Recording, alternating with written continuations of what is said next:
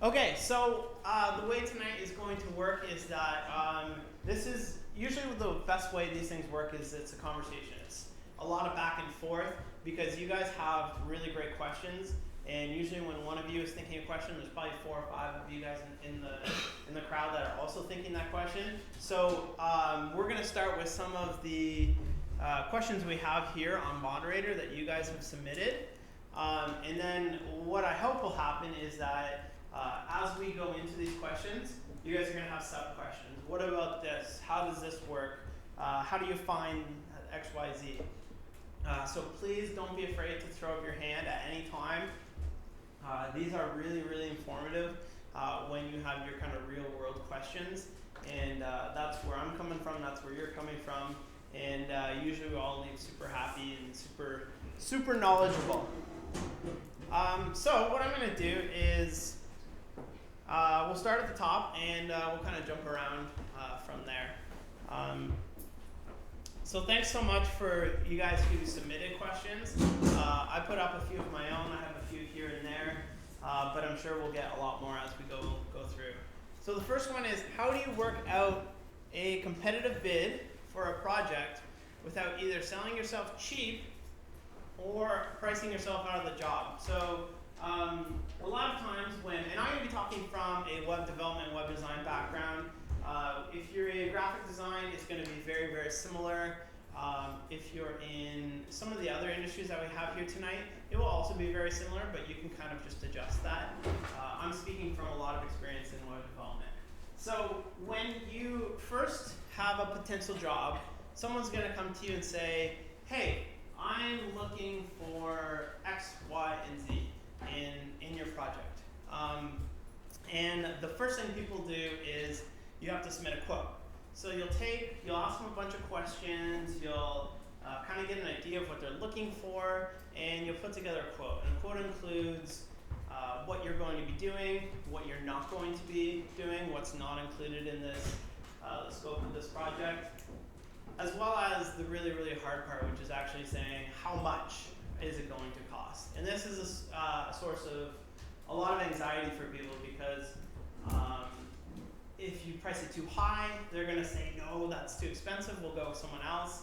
If you price it too low, you're going to be working for peanuts, and you're not going to really enjoy the job. You're going to just want to get it over with and on to the next one. And you don't really want to find yourself at each one. And the thing I like to talk about this question is that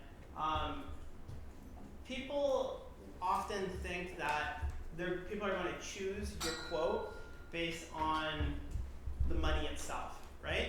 So a lot of times people will just focus on that number, and they'll come in way under where they should be because they think that otherwise someone else is gonna give a cheaper quote and you won't get the job. And that's not the case. That's never really the case.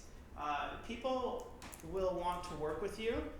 Price is a thing, but a lot of people and a lot of companies have budgets that they need to spend, and you can charge more, but you got to sell yourself as someone who is very confident in what you're doing. You got to make people feel comfortable with spending the money on you. So if there's one guy who comes in at $1,000 and just doesn't have that kind of connection with the person, and you come in at $2,000, they may very well go with you because you're a lot more relational with them. You feel a lot better. You've really sold them on it. When people have quotes, they want to be sold on it. Yes, they want to see examples of what you've done. Yes, they want to see a good price. But I think the most important part is the person feeling really good about it and really being sold on it. So how do you sell them on it? You provide a really good quote. You don't just send them an email. Send them a PDF that's nicely formatted. Explain what you're going to do. So maybe itemize each point, and don't say it technical. People don't understand technical. I'm not going to say, for me, I don't say, I'm going to build a website in JavaScript and HTML, because I do say that, but the marketing manager doesn't know what that is, doesn't care. What they want to know is, oh, it's going to work great on my iPhone. Oh, it's going to these features. Oh, it's going to have great SEO. That means it's going to show up higher on Google than maybe other people. Oh, they've paid attention to that. So don't focus on the money so much, and more focus on having good presentation and really selling on it, because the money is not always the main factor. I can't say I've ever really had a client turn me down because of the money, because every time you put out a quote, a lot of times people come surprised being like, oh wow, they took it, but it's because you're really knowledgeable and you know what you're talking about. So any questions on that? Yep. So I was listening to some podcasts which talked about pricing the project versus pricing yourself. So yep. Either giving an hourly quote or giving the quote for an entire project. Where do you stand on that comparison? Yeah, so the question was, I listened to a podcast, and this is actually a really popular topic. Do you charge per project or do you charge per hour? And what I like to do is I like to charge by project, because I spend a lot of time building tools for myself so that I work faster. I spend a lot of time researching. I spend a lot of time educating myself so that I can do my work both better quality but also faster. So just because I'm doing an awesome job at being fast, that means I get paid less?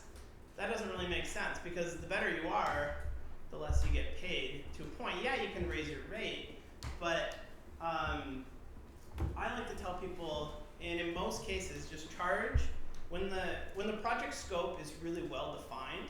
So I'm doing a web page. There's 6 sections. It's going to do this. It includes the design. When it's really well defined, you can say $6,000, all said and done. There's not going to be any surprises along the way. And if you get that done in 10 hours versus 30 hours because you're quick, because you have the tools to make yourself more efficient, then that's called being an awesome businessman, and you've just made yourself an extra couple $1,000 because you're smart, right? So I like to say charge based on the project. It's not always the case. I often charge by the hour as well. And those cases are when the project scope is not clearly defined. So a lot of times people call me up and say, Wes, my website is broken, I gotta fix it. And then I say, okay, $100 an hour, I will go into your website and figure it out. I like to give people an idea of how many hours it's gonna take me, and then I always give them a number that I'll never go over.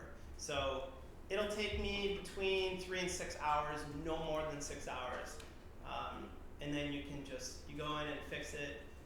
The other case is when you have like a team where someone's bringing you on just to work for a couple days or a couple weeks, and you can just say this many hours depending on how much you work. Yep. Do you ever get clients sort of trying to get you in a bidding war? Yeah, lots of times. So a lot of times, not a lot of times, but maybe 1 in every 10, 15, people say, hey, can you do it for, the other day I quoted just a small little thing out for $2,000. He says, can you do it for 1,500? And that's up to you saying, usually you say no, and then you just say, okay, I'll let you do it for $2,000. They're just trying to like intimidate you. It's the same with, I do it. I walk into a store, or I walk into, I go garage selling a lot. I'm a really big deal finder, and you can really put the pressure on and be like, can you give it to me for $2 instead of 3? And usually people will go for it, right? But don't cave into that. When you come up with a quote, you come up with it based on what's going to be fair for you and for the client. If they ask you to budge on it, unless you really, really need the money, generally I would say just say no. That's my fair quote. I don't see why I would bend on that. It's not a used car or something like that. So. No, so what you get, like, like Joe here will do it for so much less. Yeah. Match it, or? Yeah. So a lot of times people say, yeah, I've got another guy doing it for. Actually, I shouldn't say that. That barely ever happens to me, and that will barely ever happen to you guys. but they'll say someone else will do it for 1,500, and usually I say like, yeah, go for it. Like it's going to be terrible, and there's a reason why I'm charging so much, and I can really back that up with my reputation and all that I have to show for it. Yep. Yeah, I got into a bit of a bidding war. There's a local green organization that was looking for a new website. And I was one of the bids, and they said mine was one of their top bids, but they went with a guy who was cheaper. And the project included designing a new logo for them. Yep. And the logo was so god awful that they ended up coming back to me to Yeah. design the logo.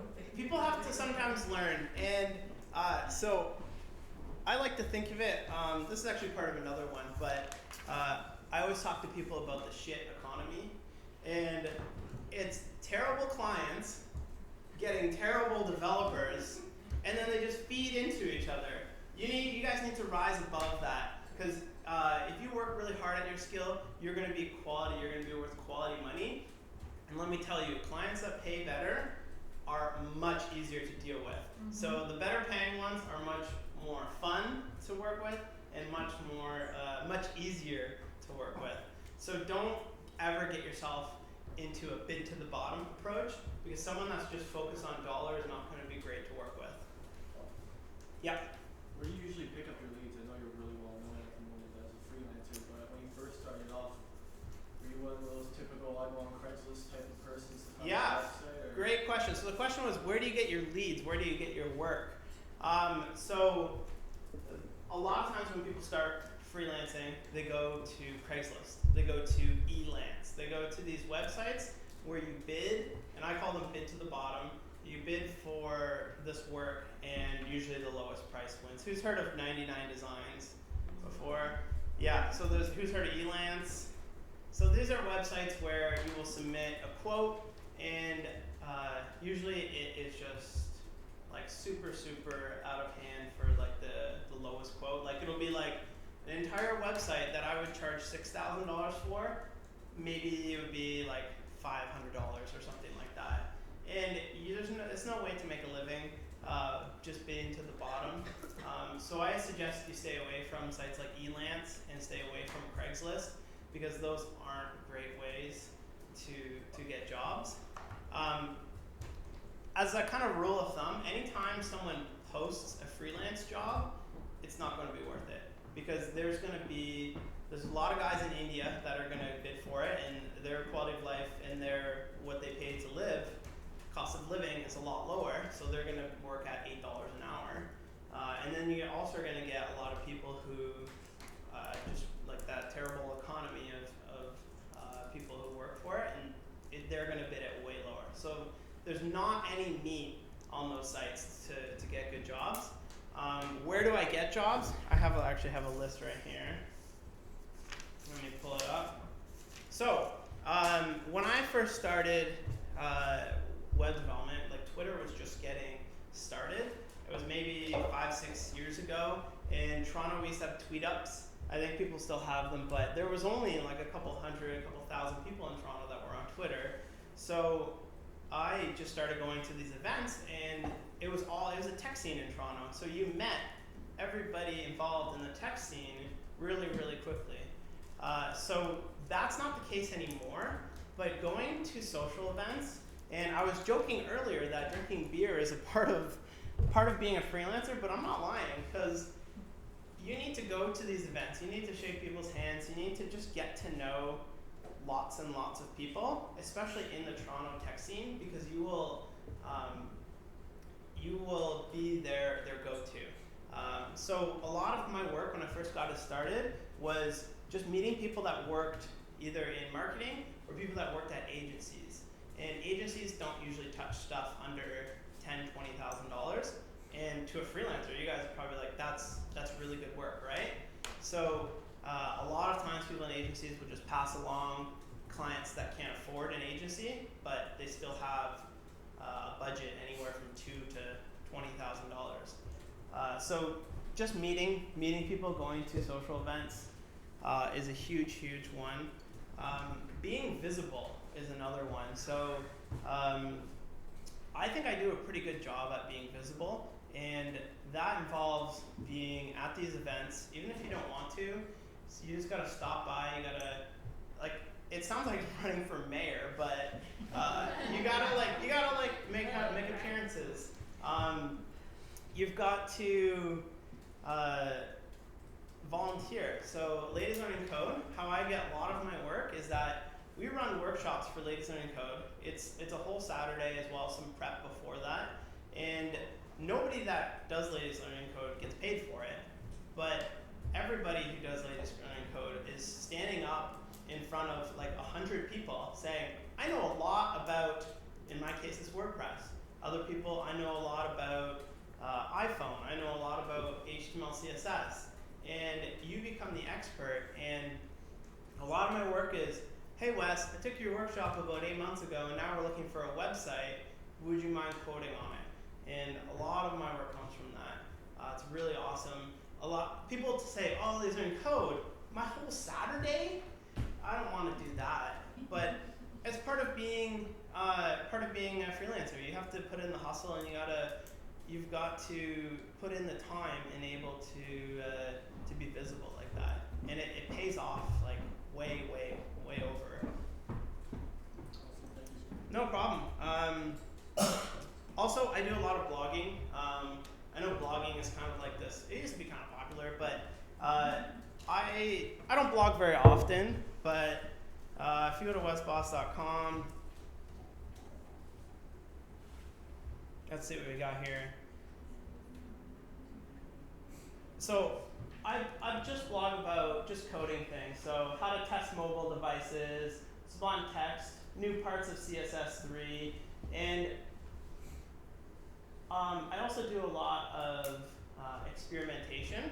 So when something new in HTML, CSS comes out, I experiment with it. I try it out and I blog about it. And what happens then is companies that are on the kind of cutting edge, oftentimes well-funded startups, will say, hey, saw your blog post about, a really good example is, I don't know if I can find the example here.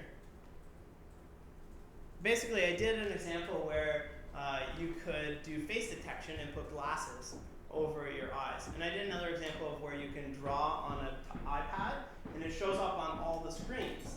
And I put maybe like 4 hours into each blog post, but each of those blog posts have gotten me like $10,000, $20,000 worth of work because people search it and they're all over the world, but they say, hey, we're looking for you to implement it. Can you take the code you already wrote and implement it into ours and we will pay you for that?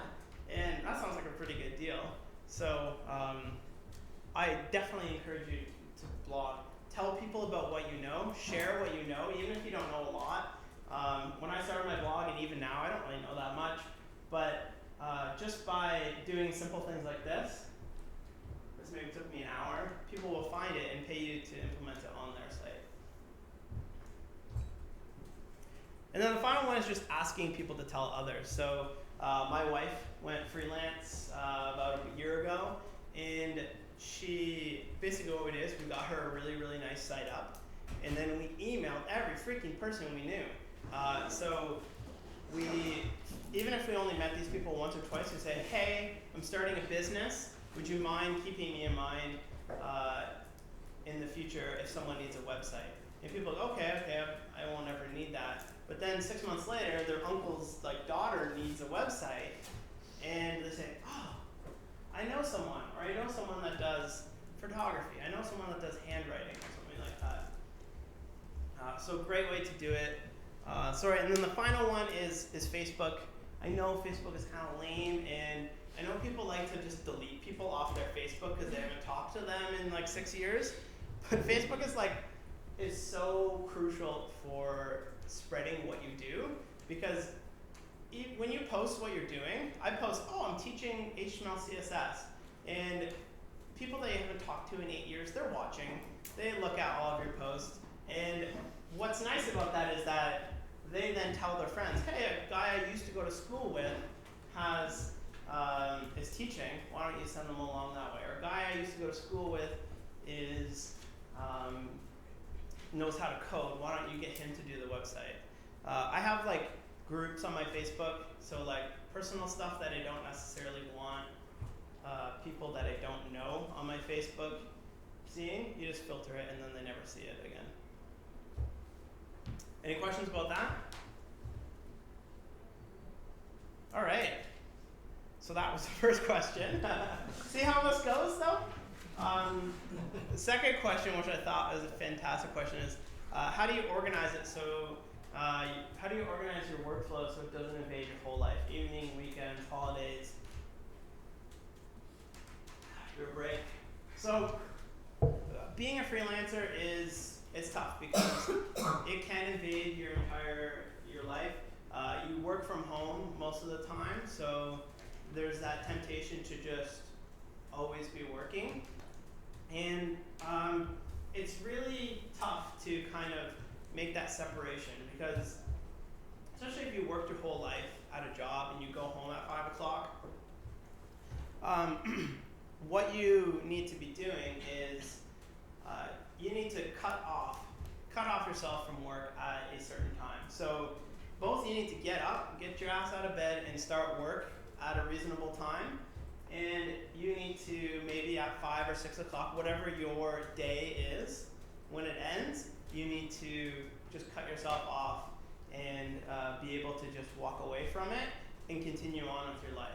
Otherwise, it's going to just creep into your life. You're going to be thinking about it up until you go to bed. And it's really going to be stressing you out. And that's no way to live. So there's that. There's, we were talking about it earlier, getting dressed is a huge thing. Some people are like, oh, you work in your pajamas, don't you? No, you got to put on some pants and sit down at your work and get going. You need to have that really clear separation. If you're able, have an office. Have something with a door on it so you don't go in there unless you're actually working. And don't do home stuff while you're working. So the first week my wife started working from home, she starts doing laundry in the middle of the day. And I was like, no, none of that, because then you're melting it, right? You don't do work at 7 o'clock at night, so you don't do laundry in the middle of the day. Obviously there's some leeway for that, but you shouldn't really mix those things.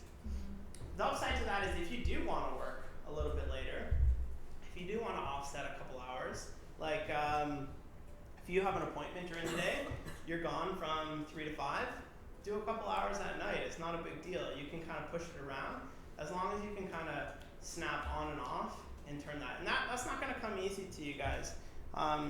It's quite the skill to learn, just being able to cut yourself off from work.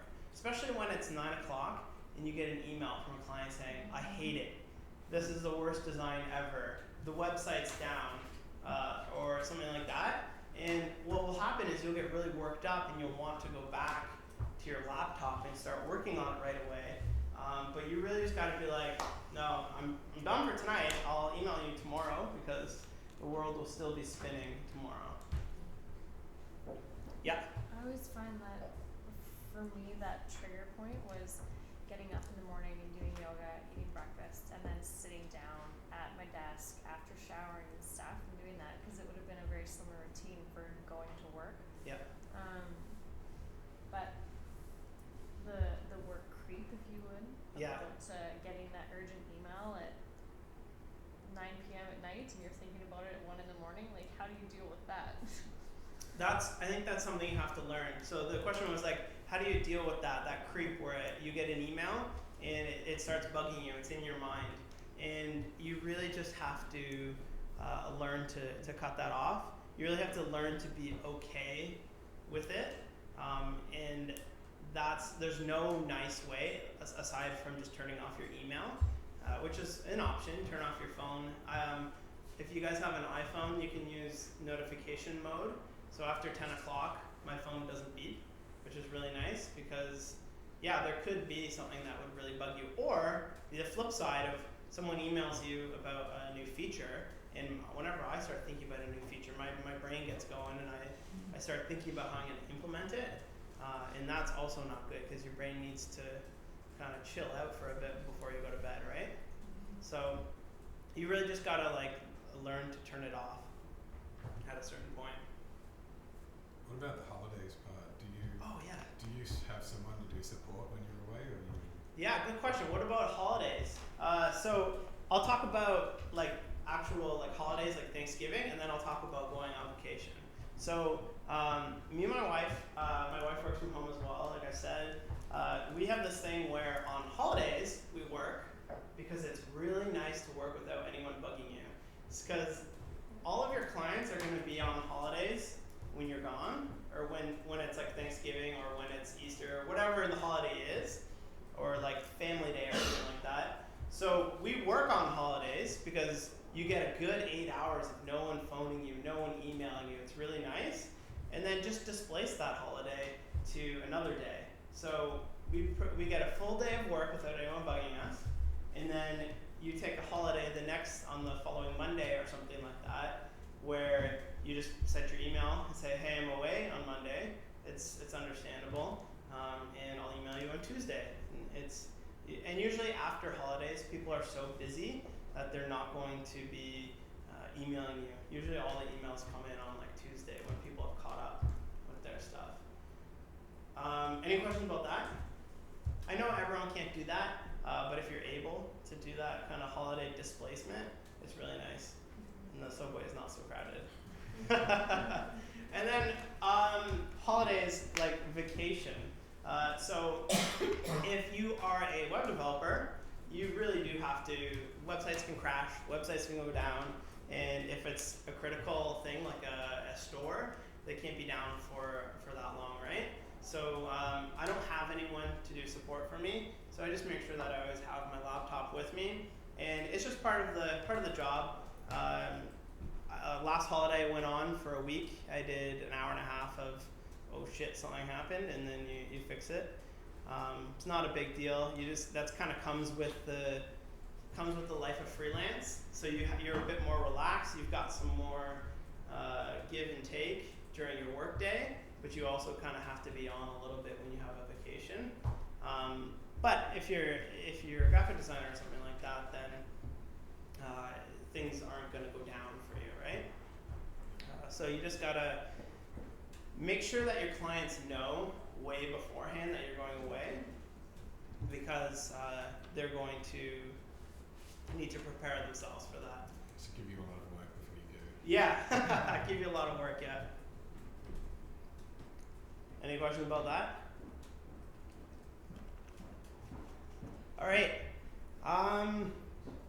What are the biggest challenges you see as a developer? As an independent web developer or a freelancer. So I'd say the biggest challenge for myself is actually email. How many of you guys are overwhelmed with too much email here? Like everybody, right? Once you're a freelancer, you're probably juggling a couple of clients at a time. You've got sometimes really needy people who email you every single thought that pops into their mind. So for myself, I need to spend a good part of my day coding. I need to spend a good part of my day actually working, because that's what they're paying me to do. And it can be very tempting and it can be very tempting to just be distracted by email. And if I wanted to, I could spend my entire day writing email. And a lot of times you'll work with a project manager or something like that, and their full-time job is writing email. So they're on email nonstop, and you're getting all kinds of emails from them, whereas I don't want that much email. I need to keep working so that I can do it. So usually what I do is when I wake up, I take my phone, I throw it on my bed, because when you get a buzz and an email comes in, your focus shifts and it snaps off of coding. And especially if you're doing like really logic heavy coding, it can be hard to get back into it. So I'll just leave it on my bed so I don't hear the vibration, I don't hear anything. And I'll come back to it at about 11:30, and then see that I have 60,000 emails.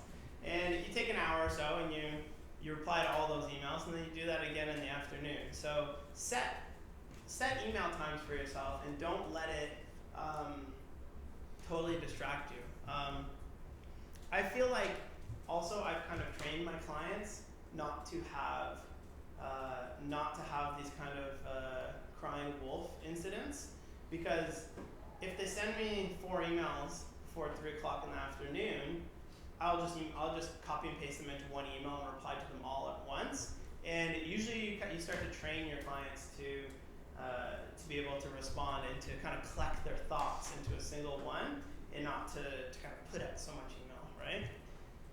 So that's kind of the toughest one. It's still always a huge battle for me, but you just kind of have to be okay with having a lot of email that not all of it gets read, not all of it gets replied to in a timely manner, but at the end of the day, you're getting paid to do not email, right?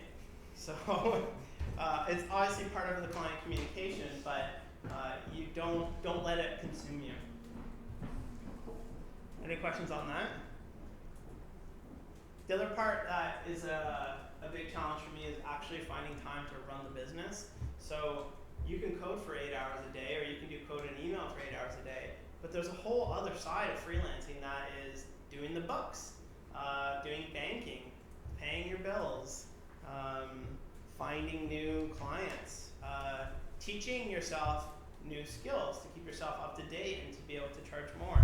So you really need to be, because when you're freelancing, there's always work to be done. There's always lots of stuff that you could be doing, but you really need to set aside time for doing the books. And like, for example, every last Friday of every month, I will sit down and I will take out a huge bag of receipts that I need to expense, and I will spend time inputting them into my accounting software, and I will spend time cutting myself a paycheck, and I'll spend time doing all of that. Otherwise, that stuff's going to get ignored, and your business is going to fall apart, because you are the boss, right? So you need to spend time doing that. Do you have an accountant do a annual or semi-annual review? Yeah, good question. So I also have another HackerYou workshop that I spend a ton of time on just taxes and expenses and all of that. So we might run that again if you guys are interested. But in terms of like running your finances, the day-to-day operations of invoicing, billing, and logging your own expenses, I do that. So I will log it just so you know kind of how much the business is how much the business costs you, as well as how much is coming in, who owes you money. And I use Freshbooks for that. How many of you guys have used Freshbooks before? Well, for those who haven't, Freshbook is a fantastic little online application. They're from Toronto, and their support is excellent. And you can do all of your billing, all of your invoices, all of your estimates in there, and it will, instead of don't use Excel for any of your company finances, because that is a mess to keep up to date. FreshBooks is awesome it's really targeted towards a single person freelancer, and it's really awesome for that. There's also Wave Accounting, which, hey, if I'm right, it's more targeted towards like businesses that have employees. Yeah, more targeted towards smaller businesses. Yeah. Certain employees, not so much freelance, but Yeah. So if you are looking at getting employees, and you're looking at doing payroll and stuff like that, and you're looking more at a corporation than just a sole proprietorship, I would definitely recommend, even now, take a look at Wave as well, and kind of weigh the pros and cons. Each of them will have a kind of demo account and see what one works best for you. So that's my day-to-day, and then I have an accountant who I pay to do my yearly, kind of tax return for myself, tax return for the business, and to just calculate how much do you owe the government in terms of HST and personal taxes and whatnot. I would definitely recommend getting an accountant. Don't do it yourself, because these accountants know how to maximize actually minimize your taxable income. So I definitely recommend doing that. As well as just, I have them on like speed dial. A lot of times like, how do I do this? How do I write something off? How do I do X, Y, Z? It's really nice having an accountant on hand to ask those questions. And also for like, if your business is going really well, you may want to move from something called a sole proprietorship into a corporation where you're a shareholder. And an accountant can really help you kind of forecast your business and see what makes sense for maximizing dollars in your pocket. Yep. How do you find an accountant, like where, and like what's roughly like a cost for a small business? So I found mine on Twitter, funny enough, and I would recommend just asking, getting referral. Most of your clients are going to be through referral, so I would also recommend getting a referral for your an accountant. So ask your friends who run a business or something like that, and they will tell you. You can also Google around for them, but a lot of times the top hits are just people with the most money to spend on search engines versus someone that's super reliable. So you should be able to like sit down, have a coffee, and see if they kind of jive with your kind of business. My accountant is awesome he really focuses on like small web development, so he really knows the ins and outs of that industry. And how much do they cost? Oh, sorry. How much do they cost? So my last year so when you run your own business, you have to have your personal tax return done, which is what you do every year, and you also have to have a company tax return done. So that was $700, I think. So pretty expensive when you're just getting started. That's a pretty big chunk of money, but they can definitely save you hundreds and hundreds of dollars, if not more than that 700. And it's nice having someone on hand. So that's my personal experience. I know you can go to H&R Block and get it done for like $20, but don't do that. Do not do that. They will screw it up. They will not save you money. You need to find someone who you can work with. So you operating as a corporation or as a sole proprietor? Yeah. So when I first started freelancing, and probably what most of you guys are going to be doing, is you start with what's called a sole proprietorship, which basically means that you are your business. So any dollar that gets paid to your business is considered by the government like income, just as if you're working at a company, right? And the benefits to that is it's straightforward, it's really simple. But the downside to that is you can get greater tax breaks as a corporation. So now that my wife started working, and now that we start making a certain level of money, you can start having quite a few tax breaks if you create a corporation and you have shareholders, which is me and my wife. We were joking the other day, we went out for like Chinese food, and we're like, shareholders meeting. But it's true, we're shareholders, 50% shareholders in a corporation, which sounds funny because you think corporation like ExxonMobil or something like that.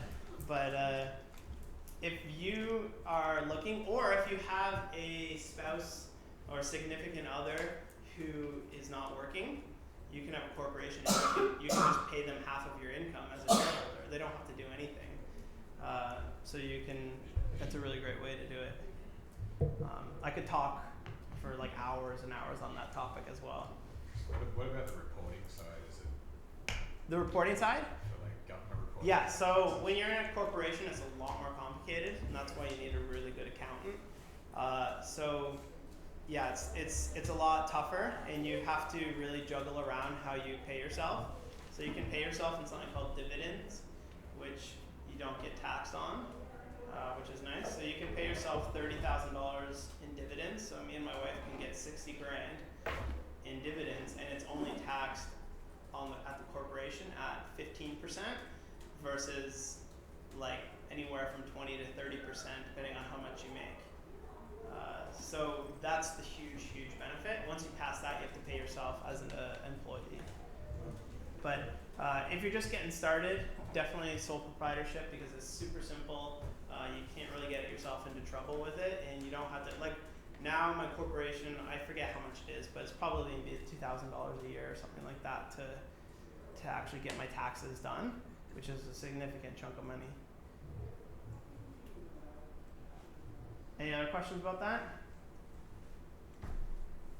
All right. What tools do you use to increase your productivity? Okay, so I added this question because it's a really good one. I am a huge tools guy, which means that I am always looking for ways that I can make running my business easier, as well as developing a lot quicker and a lot more efficiently. Because you can really cut your time in half if you train yourself to use tools correctly. So first one is Freshbooks. I talked about it. I spend no more than 20 minutes a month managing all of my receipts, all of my invoices, and all of my payments and that, because Freshbooks takes care of that. You really have to put a dollar value on your time when you start running your business. So for me, I bill at $100 an hour. So I see if I'm spending 3 or 4 hours a month screwing around with spreadsheets, that's $400 out of my pocket every month. That's the way I see it. So you might as well pay Freshbooks $30 a month and let them handle all of it. You can generate reports based on your income and based on all of your expenses and your taxes and everything. So that's huge one for me. There's like a crazy film festival downstairs. Don't pay attention to them. I also like a good to-do application. They're really simple. So I like to use one called Things, but I'm sure there's a million to-do apps out there that you could use. Some people prefer note paper, where my wife just writes on sticky notes and posts them all over her monitor. And then you crumple them up. It's very satisfying to crumple up paper. Very satisfying for me to check a box though. But just get a nice to-do app so you can just see what you need to do in the day or in the next couple days, and you can kind of check it off as you go. I do it a lot where I have it on my phone, and if something is bugging me, if I remember something at 8 o'clock at night, I have it on my phone, I pop it into my to-do app, and it's off my mind. It's the same thing as if something's bugging you and you're trying to get to sleep, write it down on a piece of paper, and you'll be able to get right back to sleep after that. So good to-do app. I like using project management is another one. So when you get into a larger project, the emails that go back and forth, especially if there's 5-6 people that work at that company, the email gets unbearable, and you try to do this crazy reply all and like, I replied in red, and then the next person's like, I replied in underlined yellow, or something like that. It's such a mess, and you spend half your day trying to decipher these emails from the people. So what you need to do is get yourself a good project management application where you can create threads based on things that need to happen. You can modularize your discussions based on whatever needs to happen. So the ones I like to use is Trello. So Trello is, let's see what I got here. I can't open any of these because of my clients and this is being recorded, but you have all of your clients on boards. And here, let me make a new board.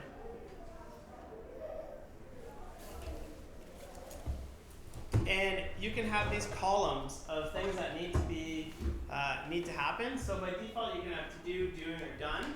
But you can rename those to whatever you want. And then you add cards, which is like figure out the FTP info. And then inside of that, someone will be like, I think the password is 123 dogs. And you can kind of go back and forth. And when you need to reference this 6 months later, you're not digging through mountains of email. You just go to the FTP card, and you have a modular set of information that you can review the talking back and forth. Trello is free. It's fantastic, and it's a really interesting way because you can just drag your cards to different columns. You can assign them to people. It's a very different way of approaching project management, and it's a bit of a learning curve. But once you and your clients kind of understand how it works, it's really awesome. It's kind of like Basecamp. Yes. So that's the next one I had on my list. Yeah. So Basecamp, another great one. Basecamp doesn't have this card approach, but you create a topic or an issue, and then everyone will talk. You can attach things. If you're trying to work through a design, you can just attach PNGs and say, what do you think about this? People will post their comments. Basecamp is really good. There's one called Asana. There's one called Redwire or something like that. Does anyone else have a favorite project management app? Pivotal Tracker. Sorry? Pivotal Tracker. Pivotal Tracker, that's a huge one, yeah. So Pivotal Tracker, there's 100 of them out there. Maybe give them a shot. I like Trello just because it's free. You kind of have to watch how much you're spending a month. If you Basecamp, I forget how much it is, but Freshbooks definitely recommend paying the monthly fee. It's like $32. It's even cheaper if you just have like 6 clients or something. Once you get past that limit, Trello is really, really great. Plus, it's really nice just to drag it into done. Feels nice. The other one is backup. So, how many of you guys back up your computer? Oh, that's pretty good. About half of you. So if you aren't, I'm going to slap you in the head right now because you will lose all of your data and you will cry yourself to sleep every night. So we can laugh about it, but seriously, you guys need to back up your data because so many times people go, I lost all my data, or my phone got stolen, I don't have your numbers, or something like that. That's not okay when you are running a business. So you need to back up your data. So I use Dropbox, which is huge for me. It's just, you guys, how many people use Dropbox? Everybody. Okay, everyone knows what Dropbox is. Go for the biggest plan they have and just work out of your Dropbox folder. So anytime you make a change to anything, it's synced up to the cloud, you're safe. If anything goes awry, Dropbox has a rollback feature. So accidentally delete all of your code, I've done it. You can just roll back all of your changes to an hour ago or something like that. So Dropbox is good. I use something called Backblaze, which is this little icon right, where did it go? Right here. And that basically, it's like Dropbox for your entire hard drive. So I have something like 512 gigs up in the cloud. If someone stole my laptop, I would call Backblaze up. They will mail you a hard drive with all of your data on it. Or you can try download it all, but it's so much data that trying to download it would be like forever. So, How much is that? Sorry? How much is that? That's a good question. I think it's like $4 a month, something like that. Really affordable. The initial backup takes like a month because it's a lot of data. So either find somewhere with a really fast internet connection or wait for it. The other one is just Time Machine. So if you have a Mac, you can get an external hard drive and just Time Machine will do it for you. I've never had any luck with Time Machine. It always breaks, which kind of defeats the purpose of Time Machine. So I use Backblaze, so it goes up to the cloud. So important stuff. If you're a web developer, files are small, so you can really just put your entire life in Dropbox.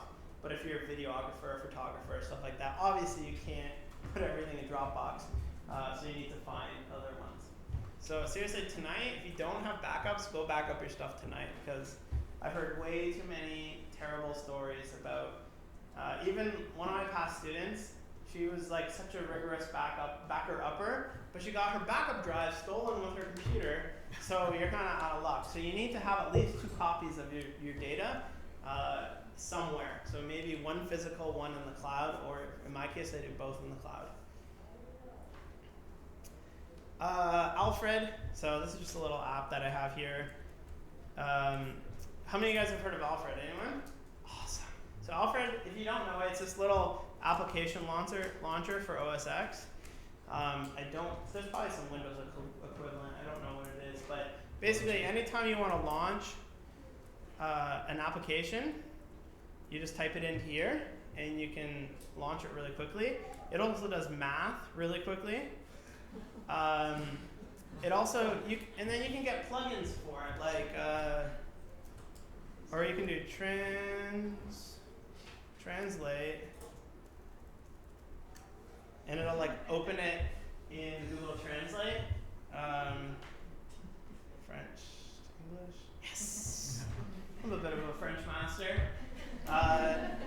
you can get plugins for whatever you want. So I use something called Font Awesome all the time. So I just type font A, and then I find all the icons that I need to use. It gets popped up in here. If that takes you 30 seconds to do versus 2, and you do that like 20 times in a day, you're spending like minutes and minutes that are wasted on not having a nice workflow. So every time you do something that seems like this isn't nice and flowy enough, find a better way to do it, because your time is valuable as a freelancer. You need to really work at making yourself as efficient as possible, because the more efficient you are, the more money you make, the more time you have off, the more freedom you have, right? And then Skype. So being a freelancer, you spend a lot of time on the phone, and your phone bill can get really expensive, especially if you have a client in Calgary or something. That's long distance, right? Kudu. So Kudu has a good plan for that. Kudu does? Okay. Well, Kudu does as well. But if you're like me, I don't like doing this for 3 hours, because putting a piece of glass to your face sucks. Sorry, guys.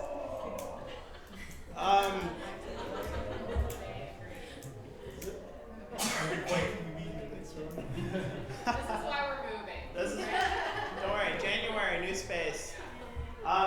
So Skype has a $3 a month unlimited calling plan. So get yourself a nice headset, and what you can do is you can place all of your calls going out. You get Skype in Canada, so no one can call your Skype number. But if you are calling people, get yourself a nice headset with a microphone in front of it. I use a Microsoft LX2000, and it's like $30. I've had like 6 of them over the years because they're so solid. Well, they're not that solid because I've had 6 of them, but for the money, they're awesome. But then you can have your hands free, and it's a lot more comfortable to just have, like, you look like a telemarketer, but having your hands free while you're on the phone and being able to walk around a little bit is a lot nicer than when you're frustrated, like having a piece of hot glass pushed to your face. So Skype out, $3 a month, unlimited North America calling, saves me hundreds of dollars a month. All right, any questions about that?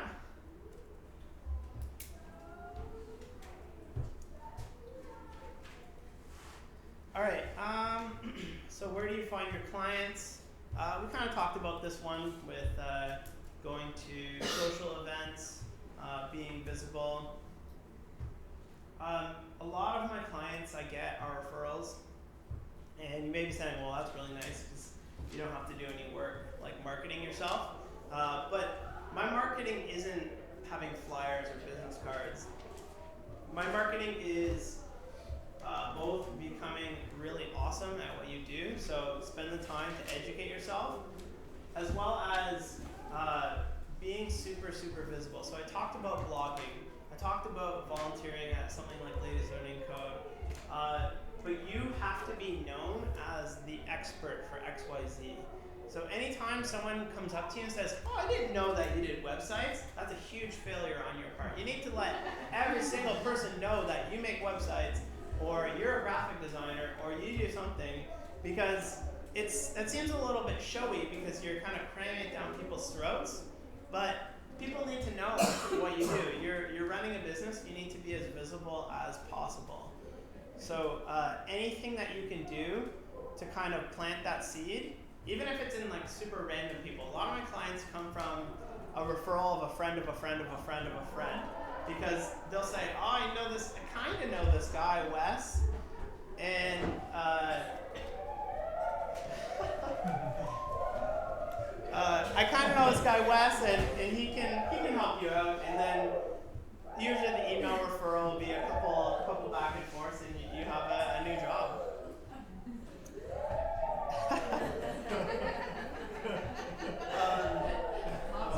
Apparently last week they were doing a birthing scene, so you guys got here on a lucky night. Yeah? Yeah, one thing I found is I do far too much stuff for free.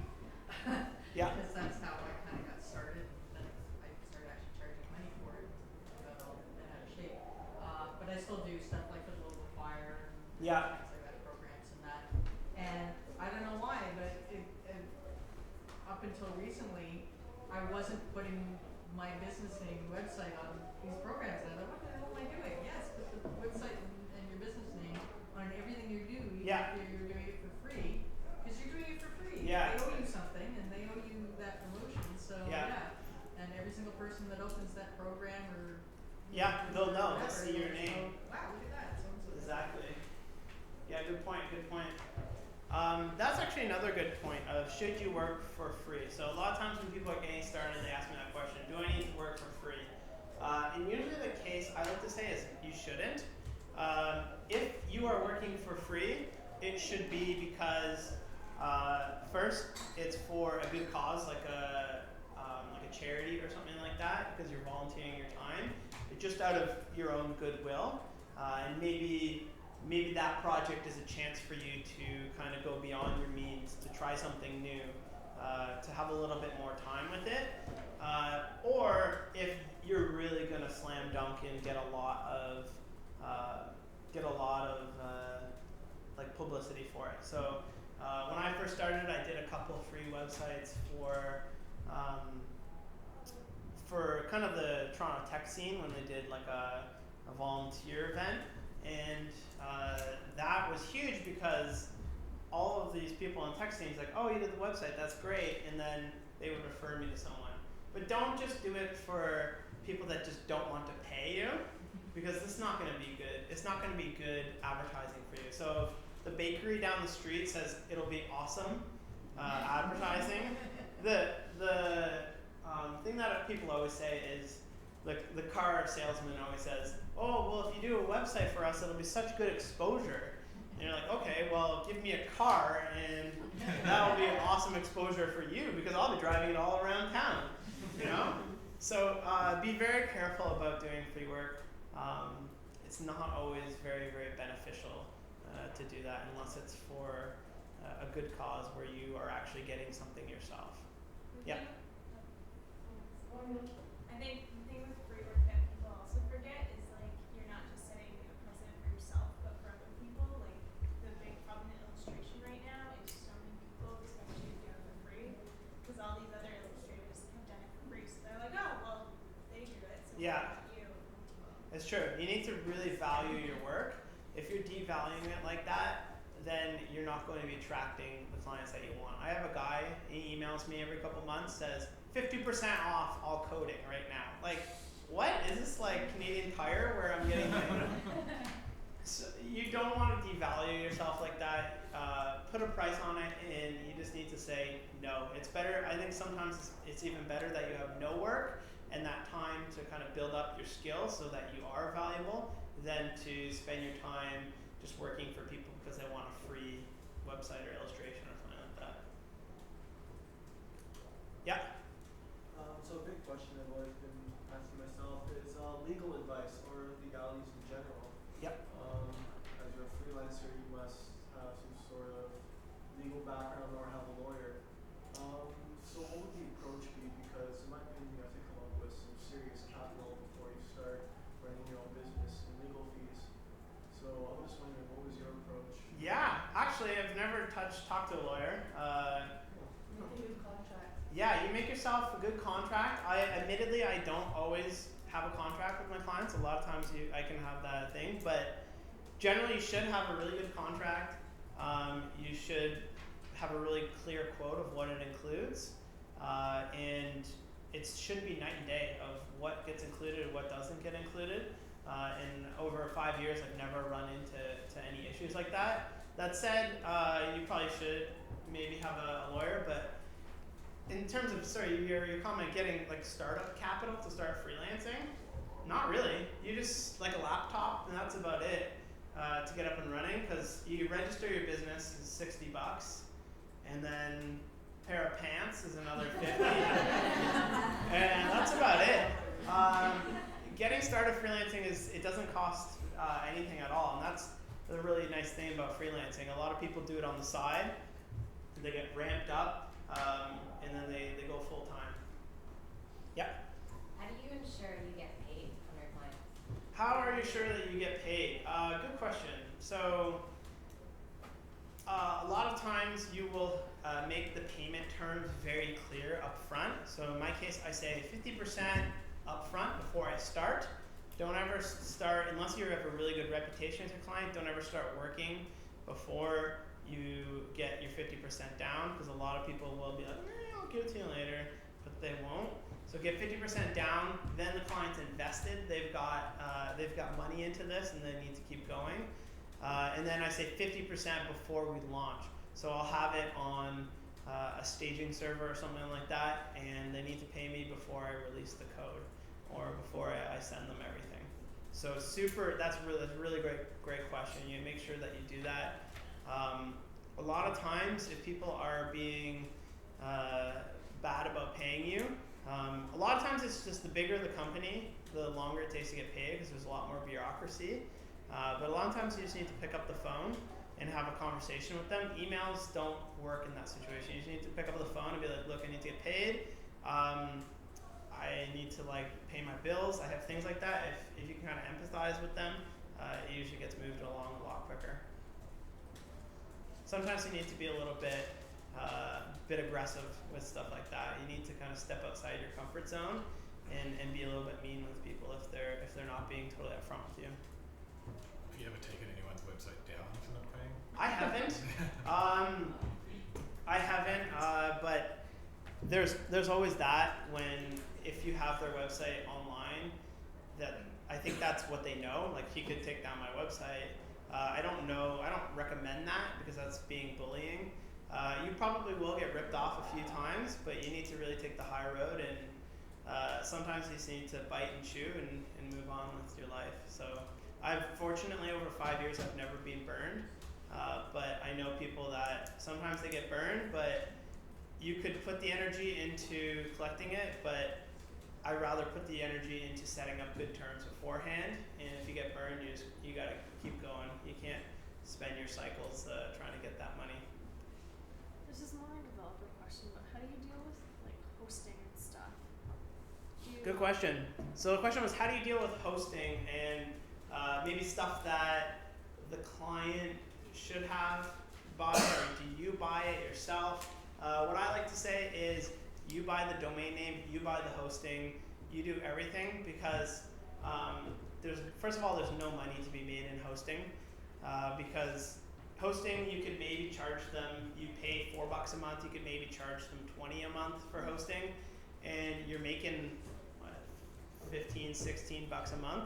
The problem with that though is, if anything ever happens with hosting, if anything ever happens with their email, if anything ever happens with anything that's not your fault because of the website, they will call you up and be like, my hosting's not working, and you're going to burn through that $14 profit really quickly.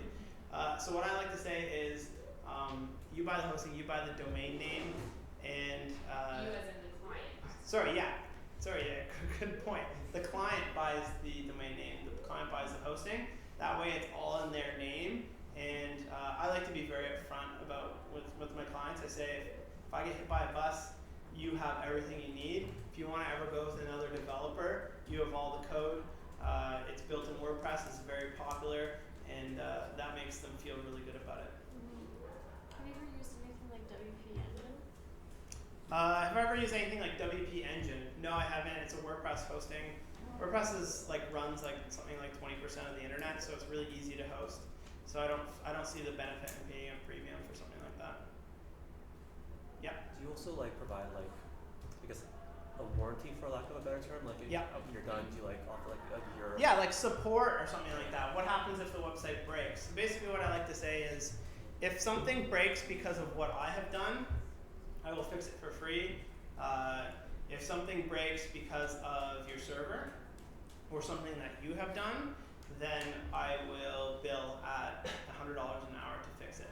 So a lot of times servers will upgrade their version of PHP, and if you have code on there that's not compatible with the new version of PHP, it will break. And that's not my fault, that's just because that's regular maintenance. So you should make that very clear as you get started. Maybe put it in your quote saying, going forward, anything that is broken because of my fault, code I wrote, I will fix for free, but anything that is just outside my hands, you need to pay yourself, and that's just the cost of maintaining a website. Yeah, so sometimes people want me to just do the entire website and hand it off to them and you wipe your hands of it and that's it. They have someone in-house that can maintain it. But sometimes, a lot of times we have an ongoing relationship where people will say, hey, I want to add X feature to my website, and I will usually come up with a quote to add that to the existing website.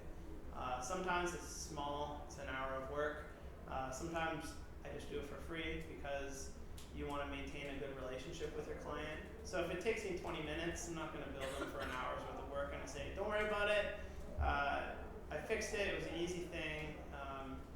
Get me next time or something like that. And then you kind of have a good rapport with your client. Do you get repeat work a lot from clients, like once you've done something on their website? Yeah. Continue going on? Yeah, I get quite a bit of repeat work from my clients. So it depends on who the client is. If it's a company, they generally don't come back because they're happy with their website, unless they want to add new functionality.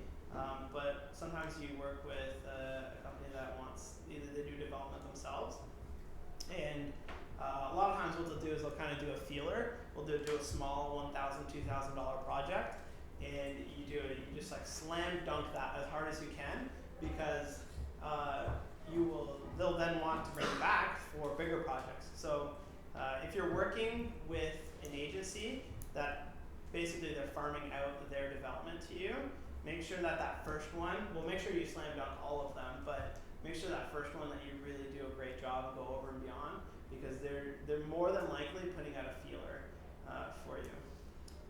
Good developers and good graphic designers and good anyone is so hard to find.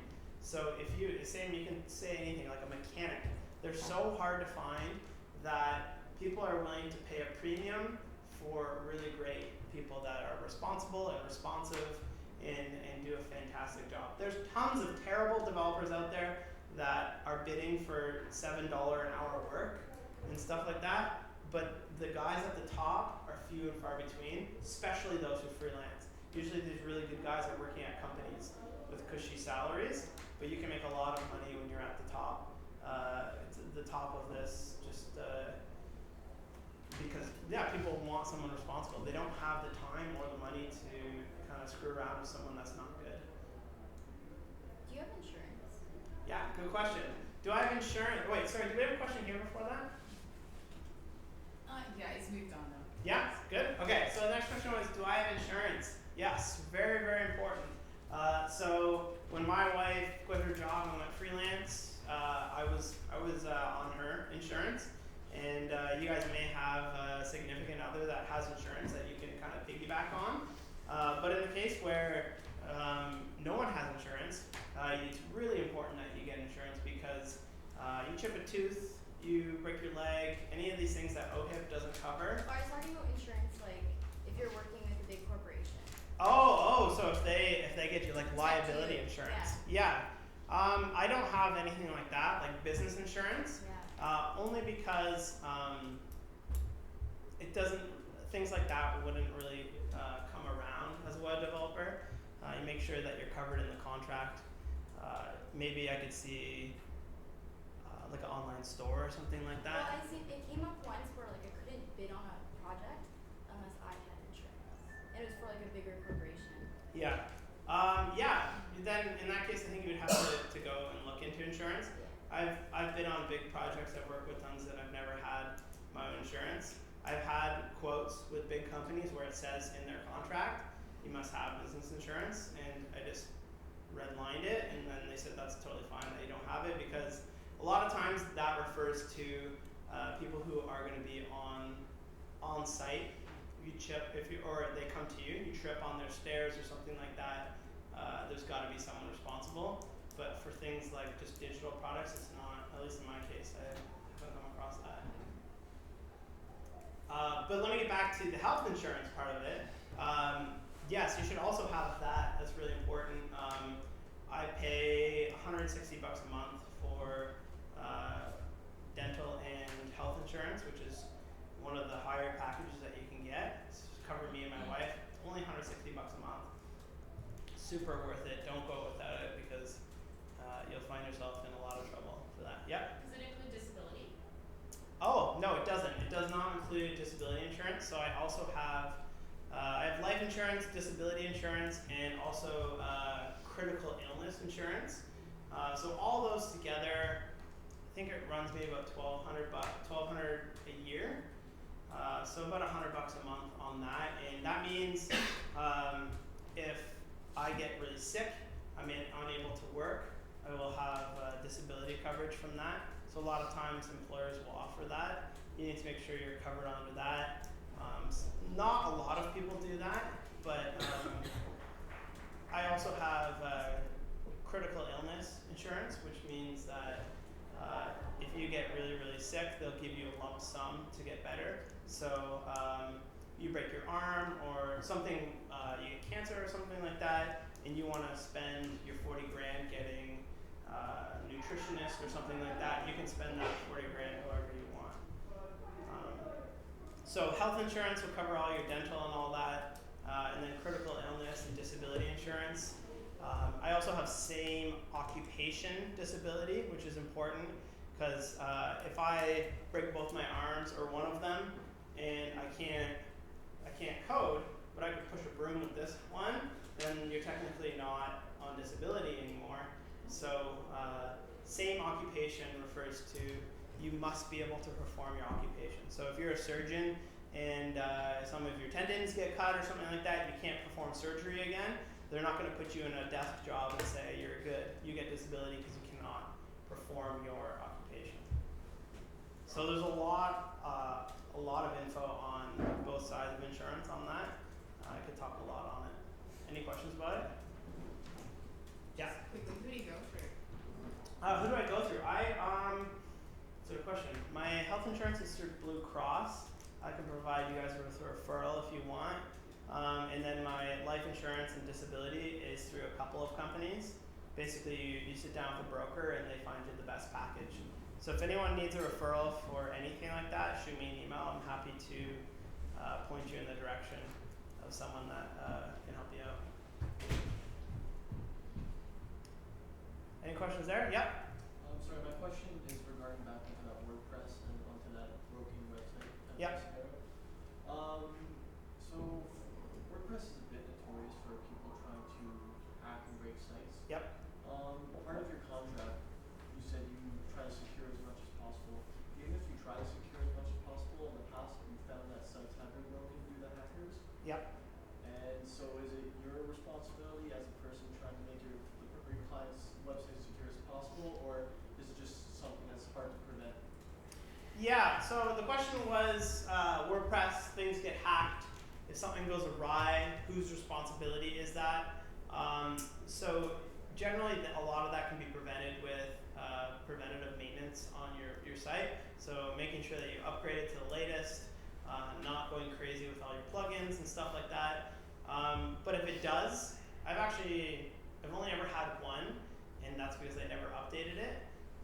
But if one of mine did get hacked, if it was in, I don't know, if it was in a couple of years, I would say, yeah, I usually make sure that they're all updated, all of my clients. And you can build that into your maintenance, maybe say $500 for the next year to make sure that I do it. Or you can just say, yeah, I'll maintain it for a year. But yeah, you can go either way on that. You need to make sure that it's spelled out in your contract or in your quote. Because sometimes people have their own team to maintain it, and sometimes you will have your own team. But if you're maintaining it, I think it's your responsibility to make sure it's secured. And it does happen, so make sure you have a backup and just restore your backup. Make sure that you find out how it got hacked and restore that hole. A lot of times though, people will call me and be like, my site got hacked and I need you to fix it. So there's a lot of, I guess, like quick money in jumping into fiery situations like that, where you can help someone out. And usually they say, thanks for saving us. Our next project is not going to be with that other guy who made our site get hacked. We're going to go with you or something like that. So it's sometimes just worth eating the time to make a client happy. Yep. So what happens if it's in the case of like they're on WordPress? You built them from something to WordPress and then they've got hacked, but they've got hacked because they're on WordPress. It's not secure enough rather than what you've done. So how do you explain that to the customer or Um, client rather? just the customer shouldn't care that it's WordPress, because they should care that it's code that you've given them and that they've trusted you to make secure. So WordPress is patched like usually an hour or two after these exploits are found. Usually it's patched. Usually people that find these exploits, they report them and they're patched before the public even knows about them. So the only if it does get hacked because of code that you've written or code that you've trusted to be secure, then it's still on you. It's still on you. Any question about that or anything? Yeah? Not on that. Sure, yeah, like open floor here. Any questions can go. Looking forward in the future with tools like WordPress and Squarespace, where do you think, especially like front-end freelance, but especially people now getting more tech-savvy, like tomorrow's business owners, Yep. how do you differentiate yourself, or do you get into more of the back-end stuff, which can't be done in $8 a month or something? Yeah, great question. So the question was, with tools like WordPress and Squarespace being so available to business owners, Joe off the street can make his own website. He doesn't need you, really. So the answer to that is you really need to specialize. So don't be the guy that can offer everything ever. When I first started, I was like, I can do WordPress, Drupal, Joomla, and anything you ask me to do, I will do it. I did like a Microsoft Word document one time, just like, sure, I'll do it. Don't do that, because if you don't specialize, basically about 6 months into freelancing, I said, this WordPress seems to be getting really popular. I'm only WordPress, and luckily I chose the right one. Joomla's gone by the wayside. Drupal is still very popular, but it's a totally different monster. So you got to really focus and specialize. And then a couple of years later, I kind of came up for air and said, okay, what's going on now? So maybe about 2 years ago, I said JavaScript. That's going to be huge. You got to take a look at the landscape and say, what are people going to be paying a premium for? So I really focused down on JavaScript, and I got really good at it. And now people will bring me on. Still, people bring me on because I'm a WordPress guy. I know a lot about WordPress. But now people will bring me on because I'm a JavaScript guy, because I'm a CSS3 guy, because I'm an HTML5 guy, because I focused in on those. I talk a lot about them. I go to conferences and speak about them, which is a really great way to be visible. You be seen as the expert in that area, and people will hire you. Because you're right, because the landscape is always changing, and people don't have money to necessarily, if you're starting a business, like Bob's Bagels doesn't have $3,000 to build a website when he can just go get a WordPress theme for $35 and set it up himself. So you need to kind of specialize. You start with these things, and then as you get better and better, you pick an area and you specialize, and you become the expert in that area. Yep. When you're talking about specializing, and you said that you notice trends, do you think it's going to be harder so as you said, everyone can create a WordPress, everyone can go on and make videos, but now if you want to start somewhere, well, you start with HTML, CSS, and then you start to specialize. But do you think now that people can skip that first part, do the rest themselves, that people who want to learn, they have to go the extra mile, and do you think it's going to push people away from wanting to do I don't think so. So the question was, now that people can do all the way up to WordPress and build their own website, do you think that people that want to learn HTML, CSS, do they now have to go an extra mile and learn WordPress and then learn jQuery and JavaScript and all of that stuff? And I don't think so. We see it in HackerYou. We have all kinds of students who they learn HTML, CSS, but then they also learn responsive design, which is really new, and they learn the best techniques. So now they've got a leg up because someone's website's not responsive. They don't know how to necessarily do that. So there is still a huge market for, there's a huge market for people that want to buy a WordPress theme. Those aren't your customers. Those are people who can do it themselves. Whereas you are just going for the people who do have budget for it, who do want to do that thing with just HTML, CSS. So I wouldn't be scared that there's tools out there for that. When I first got started, I was doing websites for bands, and then MySpace came out, and people said, "You're done. You're done because MySpace is gonna kill it." What did I do? I learned how to make MySpaces. As lame as that is, I made a lot of money making really cool MySpaces because bands and brands would come to me and say, "Hey Wes, we need a really custom MySpace layout." So I specialized in MySpace and I made a lot of money doing that. So you just gotta kind of look for opportunities like that and kind of go for them.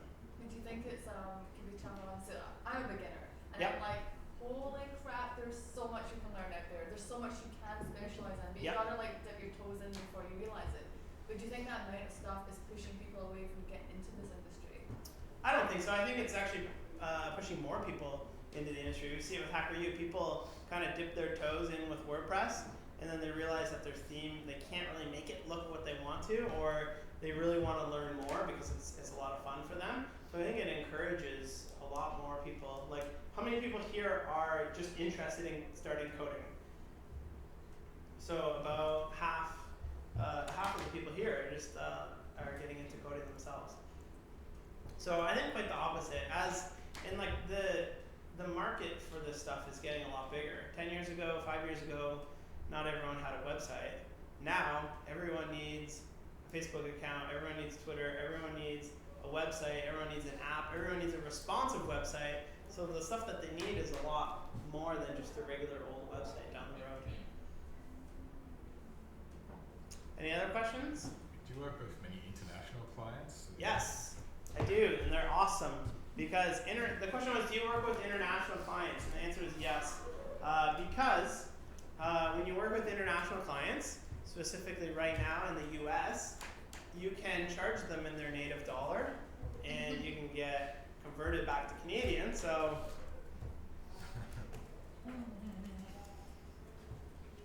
wow, $46. So yeah, I work with quite a few international clients. I use Google Hangouts. How many of you guys have used Google Hangout before? If you haven't, it's like a chat room that you can do video and screen sharing and everything. It's really, really easy to do. And you can kind of use that for communication. You can kind of get the face-to-face instead of meeting in person. And then billing, you don't need to charge them HST. You don't need to charge them their native tax. You just charge them $1,000 is $1,000. So, you yeah. don't tax on, like, you don't charge HST because they're international? Yeah, so the way HST works is that you charge your client the HST of where they live. So in Ontario, you would bill 15%. In Alberta, you would charge them, I think it's 7 or 8%. 5. Yeah, it's all the oil money there. And then once you cross a border, US, you don't charge them anything. You still have to pay taxes personally. That's still income for you. You still pay taxes on that $1,000 yourself, but you don't charge them sales tax or HST or whatever it's going to be. Question? No, is it you have to charge from GST? Or You don't. HST? In international clients, you do not need to charge any sort of HST, GST, PST, VAT, anything like that. But out of province clients, you need to charge them their native HST, GST, PST. Have you found any difficulties with, you know, The only having an difficulty, agency and sort of like, you know, getting yourself audited? Or? I've never been audited, but I welcome it because my books are super, super neat. I have all my receipts. So if I ever got audited, you give them everything and you say, check it out yourself. It's clean, right? The only downside to that is if you are charging a province that still is on PST and GST, then you have to collect that and then give it back to that province. With HST, you give it to the Canadian government, but with PST and GST, or one of them, PST, provincial sales tax, you need to collect it and you need to register in their province and you have to remit it to them. But I've luckily never had to do that. So, but we should run it again. We have a huge finance workshop for sole proprietors and explain every single province and international client. Yeah. You had an awesome blog post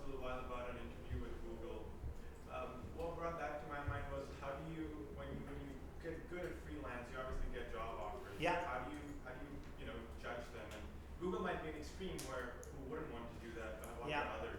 That's exactly it. So the question was, you had a blog post. I interviewed at Google a year and a half ago. And when you get really good at freelancing, and even like when you're a year in, a lot of our freelancing brothers go and they die off and they go work at a company because working at a company is really easy, right? Freelancing is hard, but you can make a lot of money and it can be really rewarding and it can be really flexible. So yeah, a lot of times people email me saying, hey, I'm a recruiter from XYZ, you mind coming in for an interview, we're really interested. And you really have to figure out, is freelancing for me? A lot of times people say, hey, I can't kick it. But for me, I make a lot of money and I have a really good time freelancing, so I don't think anything would really attract me away from it. Google being a huge exception, I'd be like, I'll try. Obviously, they didn't like me enough to give me a job at Google, but it was kind of a cool learning experience from that. And a kind of a side thing from that, I blogged about what I learned from being at Google. 2 huge benefits from blogging about, or 3. First of all, people think you're really smart. I'm not that smart. So people think you're a lot smarter than you are. Thus, people will be like, he must know everything about web development. Let's hire him let's hire his company to build us stuff. And then the third one is that I got like 30 job offers from that blog post because people were like, well, he must be decent if they at least, because they contacted me. Like I didn't apply or anything. So just sharing that information is really great for your own business. Yeah, even I found it through some random Twitter conversation. Oh yeah, yeah. Directly, so. Awesome. Yeah.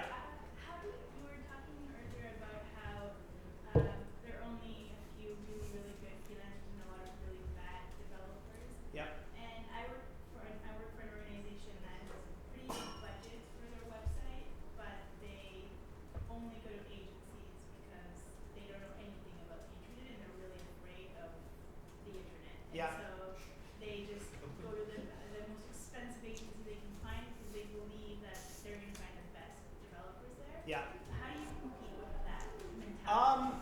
The question was, she works for an organization and they don't know a lot about the internet, so they just go to agencies and say, you figure it out. And these agencies have huge, huge, huge budgets. So you guys are not going to be competing with agencies. You're not going to do Pepsi.com. You're not going to be doing these huge things. Those are $200,000, $300,000, $500,000, $1 million contracts that they have people on staff just emailing back and forth. So those are way too big for you. So you're never going to be really competing with an agency. So you are actually in a good shape to either get the kind of chaff or the runoff from these agencies. They don't want to touch those $20,000 projects or those $10,000 projects. But those are really good projects, right? Like, who here wouldn't mind a $10,000 project? Only a couple of you would mind a $10,000 project. So you get those, as well as I do a lot of work for agencies. So agencies will say, we got this really great project for this cool brand, but we don't have the resources to do WordPress. We don't have the resources to do advanced JavaScript or something like that. So they will bring you on, and because you're a specialist in that area, they will pay you a premium to come on in and do that work for them. And that's beneficial for them because they don't have to pay you benefits. They don't need to pay you sick time. They don't need to pay you anything other than your quoted rate. So I wouldn't see yourself as competing. I would see agencies, you need to be friendly with them because there's a lot of work there. Yep. When you're an agent, do you end up working in the client's facility, or do you? No. Some people do. I don't like doing it. The question was, do you work at the client's office? Very rarely. I'll go in sometimes and just meet with them and kind of talk. If they have a development team, you talk with their development team because you're gonna be working with them. But 99% of my work is from home. So if they ask me to come in, I usually say no because I don't work well. It depends on on your personal experience too. Like I don't like working around people, so if I can have this, I hate Other people. than your wife? Yeah, well, my wife, yeah, my wife I can say, and even she just leaves to go to a coffee shop sometimes. But yeah, I just like working from home, and it's some people like to be around people, they get energy from it. I like to work alone and have my chat rooms open with people that I talk to. Yeah, you have a question here? Do you have any partnerships or anything? Anyone that you work with on projects that kind of are they too big to handle alone? Do I have any partnerships? Yeah, every now and then I work with people who you do part of it, they do part of it. Especially if you are, a lot of times I work with graphic designers and we'll tackle a project together. With those partnerships, you need to be really clear about what the communication is going to look like. A lot of times people will want to be like agency or client, designer, and then developer, and all the communication needs to go in between those two. And that doesn't work and I'm assuming the other way it wouldn't work as well. Having a developer in the middle and you have a designer trying to communicate design differences. So a lot of times you just want to be as clear as possible with the client. Be like, look, we're working with Wes. He runs his own shop, and he's going to be doing the development of this part. Yeah. Any other questions there?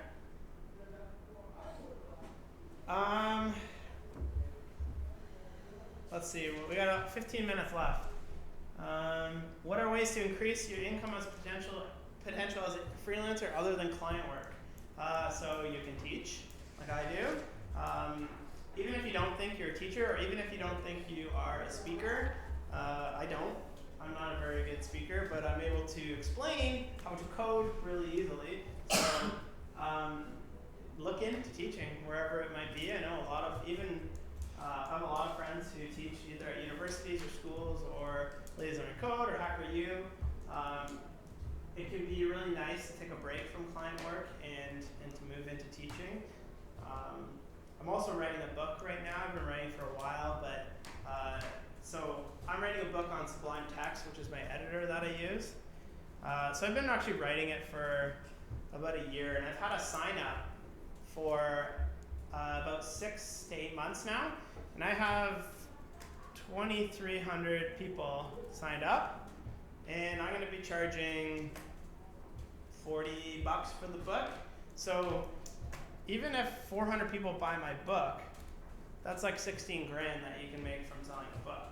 So don't underestimate the power of selling a product. So if you make something, go ahead and sell it to someone. Yeah? Can I ask a question about Sublime? Sure. Are they working on doing one that will work with Chrome OS? No, they aren't. But you can get web browser editors. Does anyone have a favorite that they want me to pull from here? No? Okay. I've got one based on the antisocial there. Yes. How do like your wife before, was she always did she always work from home or did she work away? Like Who? Sorry? your wife, so do you work at home and does she work away? Oh yeah. So the question here is, can you discuss the social life integration of a freelancer? Are you usually working alone, or are there many assignments you're posted on site and get to directly interact with other members of the firm? How social and antisocial is the life? So again, I work with my wife. She sits beside me about 70-80% of the time. Every now and then, either of us likes to go work at a coffee shop just for a change of pace. But I have chat rooms open with. So who knows what IRC is here? So IRC is like this old school chat, but you hang out in rooms dedicated to topics on technology that you like, and I use that as kind of you chat about a certain topic, and then for me that's really enough. As I really like working from home. I really like working by myself. I'm fairly disciplined to not just dick around all day, so I like it. Some people can't. they need to be able to go for lunch and talk to people and have people around them, because that's just how they get their energy. So a lot of people like to work out of co-working spaces. There's tons of them in Toronto where you can rent a desk for a couple $100 a month, and you can kind of have your coworkers there when you're just working by yourself. So can I put a question to everyone here? Is there anyone here who freelances, or is there a partner who freelances? And how do you explain to them, hey, I'm at home all day working while they're away? Because they don't see you working. So how do you build on that? I'm not just in, sitting in my pants all day. Yeah. Well, for me, it's, I bring home the bacon. So, it's just trust, I guess, in that relationship. You have to know that you're not just like sitting in your no pants all day. So it's like, I think that it takes a while for people to realize you're actually serious and not just unemployed. Like, my mom still, I don't think my mom understands what I do. She's always like, you have to get in like a company where you can work for 50 years and then they'll give you a watch, But it takes a while. A lot of people think that I'm just like kind of in between jobs, because a lot of people freelance in between jobs. So I don't even like to use the term freelancing as kind of a side note. I like to call it a business, because that's exactly what I'm doing. Freelancing sounds like you're kind of just like, it might work for someone, but I kind of just want to like go to the mall at 2 o'clock too. So, any questions there? Yeah. Web development has always been like the typical freelance job or graphic design. Yeah. What do you think the landscape is for more of the newer technology, something like Node or Rails, or are there projects for individuals there, or is that more of like a company, or do you need more people for something like that? Yeah, so the question was, what about technologies like Node or Rails? And HackerYou actually has a Rails workshop coming up. So Node and Rails are back-end languages, and I actually use Node. So I'm living proof where I build my projects with Node.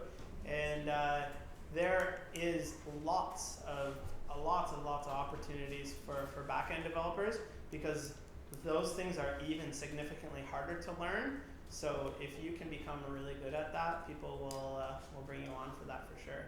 So tons of opportunity there. Like literally, if any of you were like, oh, I'm a pretty decent Rails developer and I'm looking for a job, like I would have 17 people me to write this. Yeah, it's kind of like people. Even if it's as a contract, like even if contract or freelance or whatever it is, people are always looking for good developers, and if you're good at what you do, it's like someone said, we're the auto workers right now, because like it's right now, and it might not be that way in 10 years, but if you have a skill in web development right now and you're good at it, it's crazy out there, man. There's tons of work. Yeah. Do a lot of people that take the part-time course, for example, work full-time? And do you know if their work pays for them? Like, what would be some arguments you would suggest to your company? Yeah. So the question was, for HackerYou, do people work full-time? And usually about 90% of the people are working full-time during the day, and then they come to class at night. And I don't know, Heather, do you know how many people's employers pay for it? Most people pay personally. Most people pay personally. I would say like 20% of people are sent by their employer, the rest are paying out of pocket.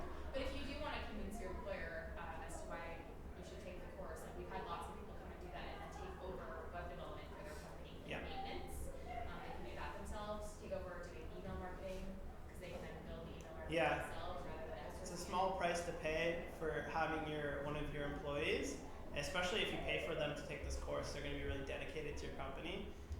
So some people do it because they want a job change, but some people want to do it because they want to continue on in their company, or just be able to work with the developers and understand what they're talking about. Do you have a follow-up question on that? It feels like you do. No. No? Okay.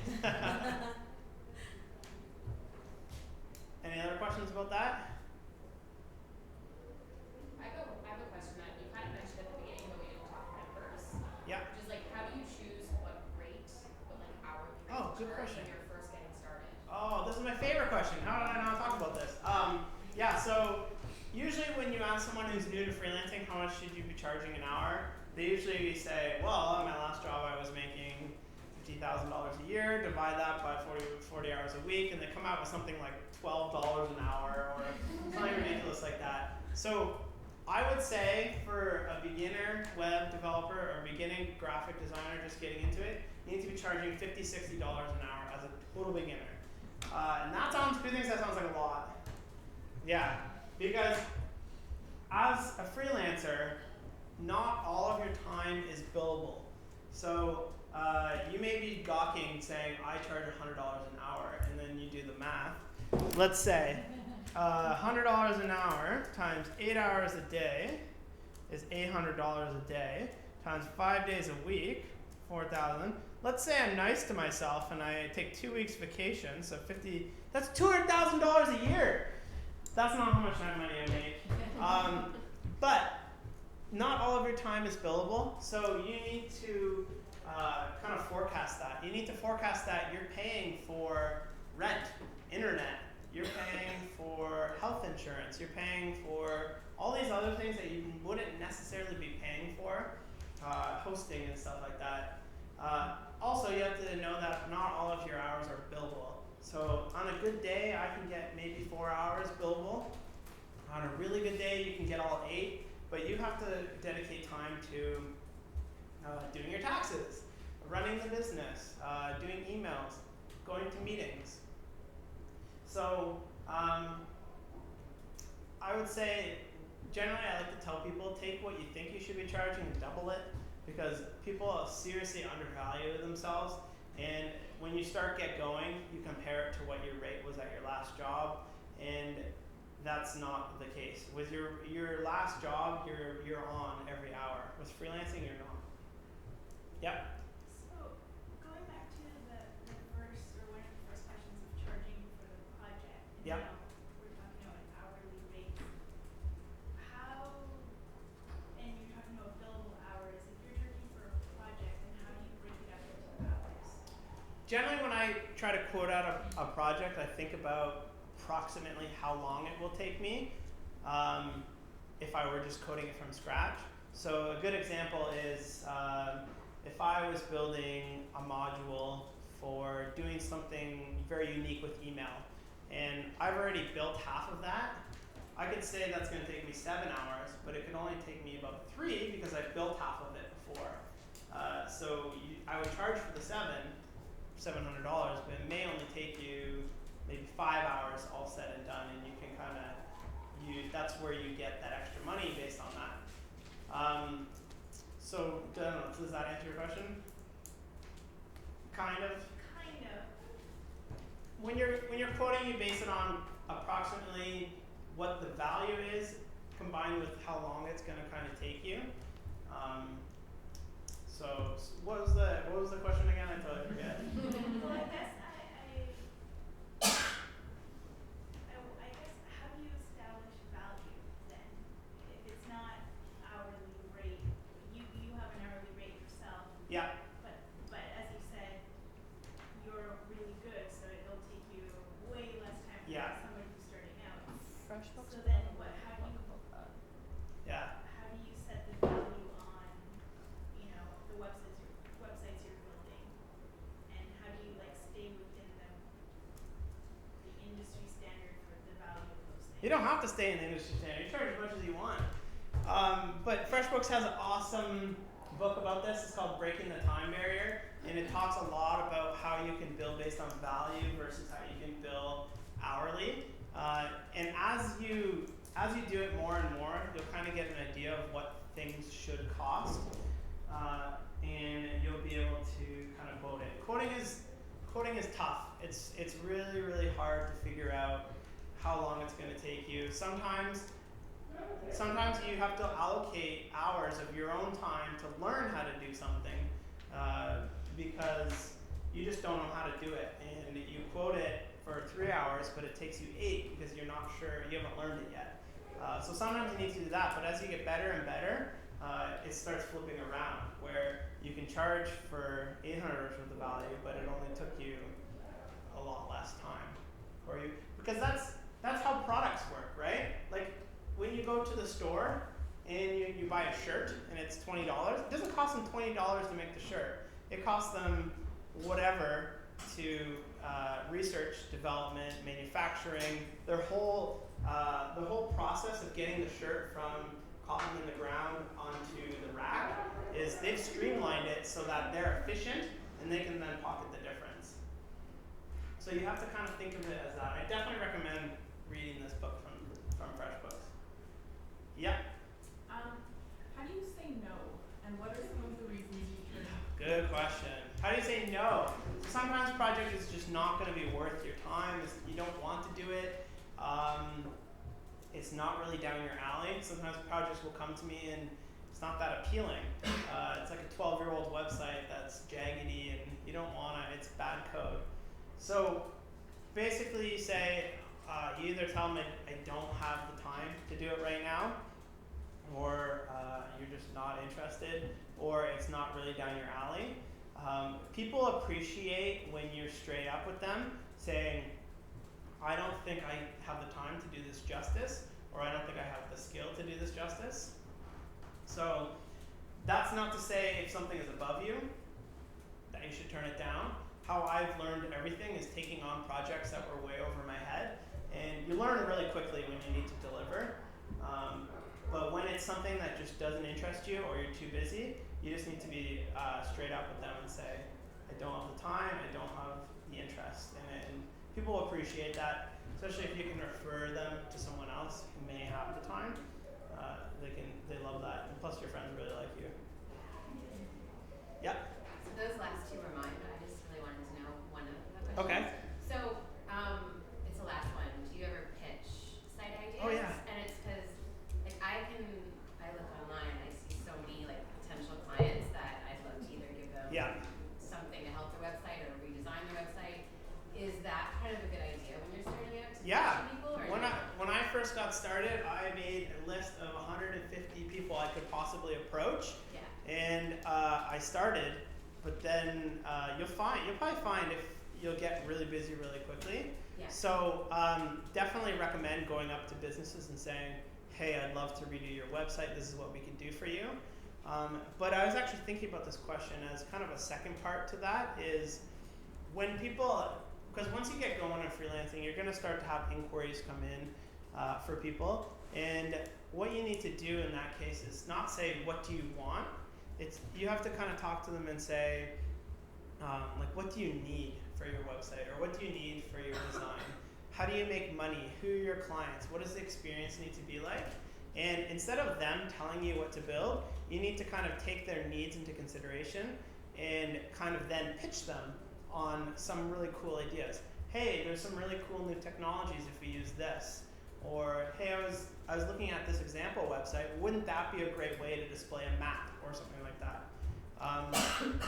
So yeah, I think pitching, and people like to be sold on their ideas. So I definitely would recommend going up to people who you would like to work with and saying, hey, I'd love to do some work with that. Did you find it hard to actually get the price that you thought was fair though?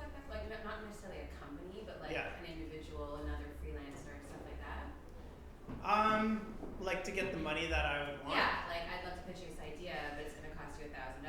Yeah. Like, ooh, no, I don't have that. Not really. Generally, a lot of my work comes from people already looking to spend money. Right. I don't have a lot of experience just kind of cold pitching people that do want it. But if you do run into that, you really just need to educate them on what it costs to do something, because people will think a website is $200 or something like that, and you really need to educate them on what's going to be going into it. I think also that one is a little bit of a numbers game. Like if you ask enough people, somebody is going to be like they've been thinking about getting a new website, but they're not sure who to ask, and like eventually you will definitely get through, but you might get a lot of no's first. Yeah, that's the thing. Just like you just really need to give her, and that's why I said I had a list of 150. I thought of a couple of industries like yoga studio, restaurants, and things like that. Like right now, awesome opportunity just getting started. Restaurants, they all have terrible websites. They're all done in Flash, and none of them have their phone number that's clickable. So if you're out and you can't see the menu when you're like out and about, just pitch them and be like, look, I was trying to have dinner the other day, and your terrible website wasn't working on my phone. How about we fix that because you lost my $100 bill that night and who knows how many others.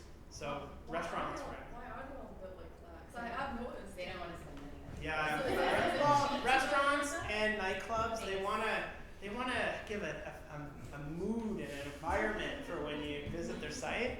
They want. Yeah, so you need to just like educate them and be like, look, your website doesn't work on my phone, and it looks terrible on my desktop, so we need to fix this. And it plays music as soon as. Yeah, they play music and like. So terrible. Yeah. Do you ever pitch like, well, if you're familiar with, do you ever pitch like things like analytics or any type of SEO? I know you're. Yeah, there's a lot of add-ons you can do. You can say, I'll do your SEO for an extra whatever. I'll do your Google Analytics. I don't really get into that just because I just really like building sites. There are people out there that just do analytics and SEO as well.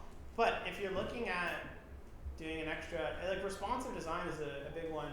A couple of years ago, when responsive design was just coming out, I would say, hey, an extra 20%, you get the site to be responsive. It works on your mobile phone. Now, responsive it's very commonplace. It almost always should be responsive. But you can kind of think of those kind of extras that you can say, I know you might not want this, but if you do, extra 10, 20%, you can really build up your bill that way. Any more?